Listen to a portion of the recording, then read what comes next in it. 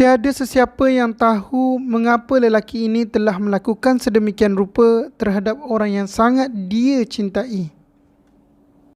Assalamualaikum, hai semua, saya Mr. G dari Gushi TV.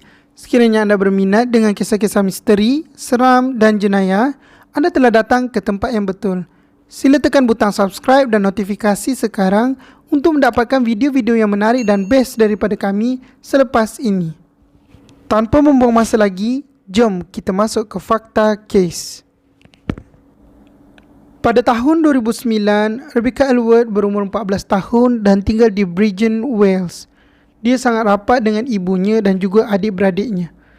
Rebecca ni juga merupakan seorang pelajar contoh dan sangat disenangi oleh semua rakan-rakannya di sekolah.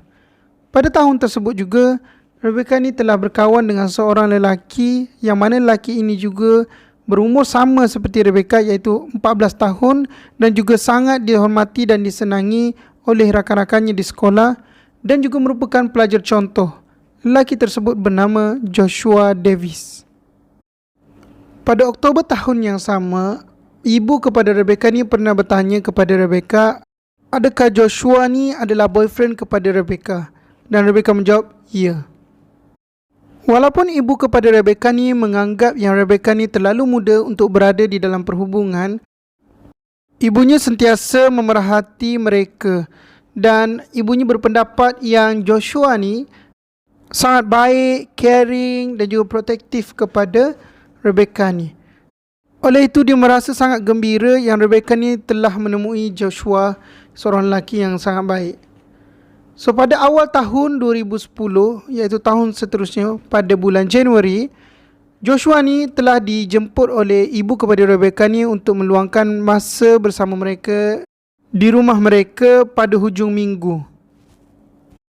Dan masih jelas pada ingatan ibu Rebecca yang mereka ni berasa sangat gembira dan berseronok ketika meluangkan masa bersama hujung minggu pada waktu tersebut. Dan Joshua juga sebelum dia balik, dia telah mengatakan kepada Rebecca yang inilah hujung minggu yang paling bermakna di dalam hidupnya. Dan Rebecca pun berasa sangat gembira dan kita dapat tahu dari wajah Rebecca ni yang dia sangat-sangat mencintai Joshua ni.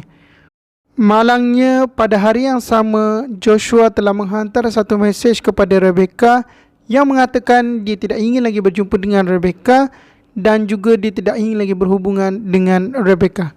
Setelah membaca surat tersebut, Rebecca sangat-sangat terkejut dan dia cuba mendapatkan jawapan daripada Joshua tentang kenapa tiba-tiba perangai Joshua ni berubah. Dan Joshua tidak menjawab apa-apa soalan yang dilontarkan oleh Rebecca. Sewaktu di sekolah, Joshua ni pula telah menyebarkan kabar angin yang buruk tentang Rebecca ni dan dia telah mengatakan perkara-perkara yang tidak elok tentang Rebecca ni kepada kawan-kawannya yang lain.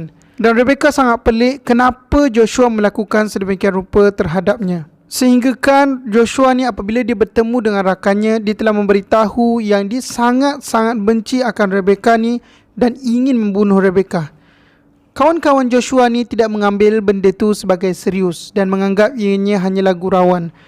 Dan salah seorang kawan kepada Joshua ni telah mengatakan dengan nada yang bergurau, dia telah berkata, sekiranya kamu membunuh Rebecca, aku akan membelanja kamu untuk makan sarapan pagi. Seterusnya Joshua telah meneruskan perbuatannya dengan memburuk-burukkan Rebecca kepada kawan-kawannya sepanjang tahun tersebut. Pada akhir tahun, pada tahun 2010 dan apabila mula untuk kelas yang baru, secara tiba-tiba Joshua ni berubah.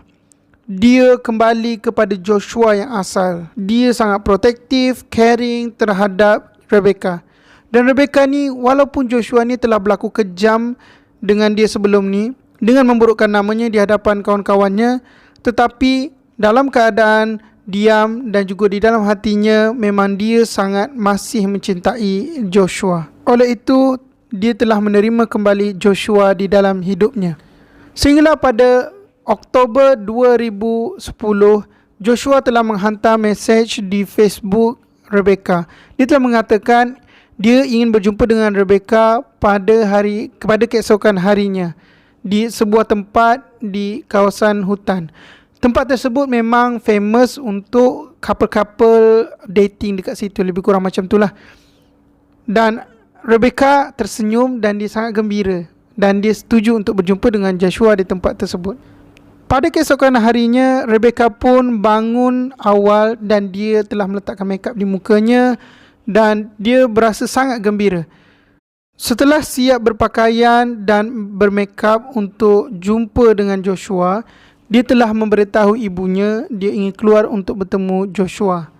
Dan ibunya pun membenarkan dia bertemu dengan Joshua. Tetapi baru sahaja Rebecca ni bertolak, ibunya berasa berat hati. Oleh itu dia telah menghubungi Rebecca ni tadi dan dia memberitahu Rebecca yang jangan letak call. Maksudnya kita kekal berbual sehinggalah dia berjumpa dengan Joshua. Jadi mereka pun berbual lah sehinggalah Rebecca ni sampai ke tempat tersebut dan dia telah melihat Joshua ni sedang menunggunya di hadapan.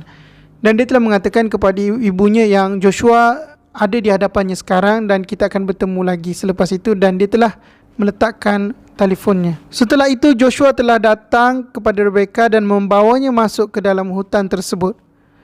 Mereka terus berjalan dan terus berjalan sehinggalah mereka berjumpa dengan satu jalan yang mati. Dan ketika sampai di sana, Rebecca melihat sekeliling. Pada ketika itu, keadaan belakang Rebecca ni berhadapan dengan Joshua. Dan ketika itulah Joshua telah mengambil batu dan memukul Rebecca ni tadi sehingga mati. Sebenarnya sebelum bertolak dengan Rebecca ke tempat tersebut, Joshua ni telah menukar gambar profil FB-nya kepada gambar hutan tersebut. Dan juga dia telah menghantar mesej kepada kawannya yang dia mengatakan, kamu akan berhutang dengan saya tentang perjanjian kamu untuk membelanja saya untuk makan sarapan pagi secara percuma.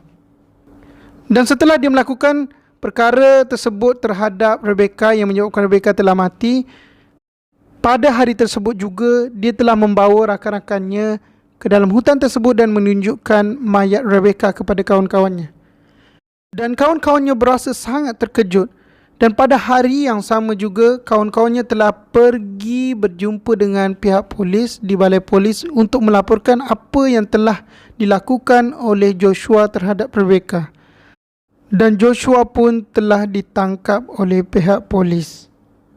Ketika perbicaraannya, Joshua juga kelihatan tersenyum dan dia juga menunjukkan perasaan yang tidak menyesal dengan perbuatannya terhadap Rebecca.